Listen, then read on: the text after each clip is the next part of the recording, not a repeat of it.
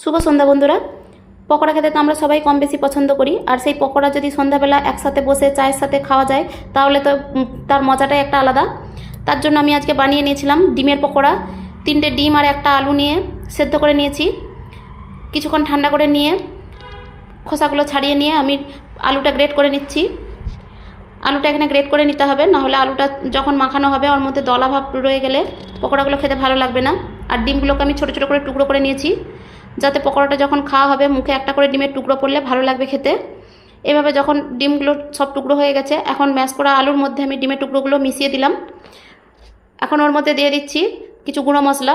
প্রথমে দিয়ে দিলাম স্বাদমতো নুন, জিরে ধনের গুঁড়ো, হলুদ গুঁড়ো, লঙ্কার গুঁড়ো, গরম মশলার গুঁড়ো, দিয়ে দিলাম ম্যাজিক মশলা, আর দিয়ে দিচ্ছি ডুমো করে কেটে রাখা পেঁয়াজ, কাঁচা লঙ্কা, রসুন কুচি, আদা কুচি,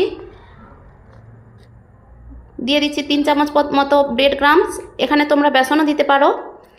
আর দিয়ে দিচ্ছি 1 চামচ পরিমাণ সয়া সস দিয়ে ভালো করে সব উপকরণগুলো মেখে নিতে হবে। যত ভালো মাখা হবে পকোড়াগুলো খেতে তত ভালো হবে।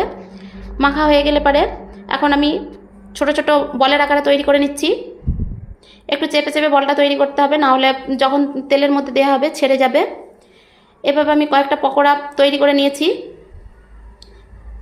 কড়াইয়ের মধ্যে কিছুটা সাদা তেল গরম করতে দিয়েছিলাম। মাঝারি আছে গরম হয়ে গেলে পরে ওর মধ্যে পকোড়াগুলো আমি দিয়ে উল্টে পাল্টে ভাজা করে নিচ্ছি।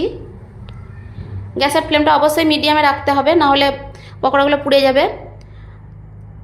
এইভাবে উল্টে পাল্টে সব পকোড়াগুলো আমি ভাজা করে নিচ্ছি।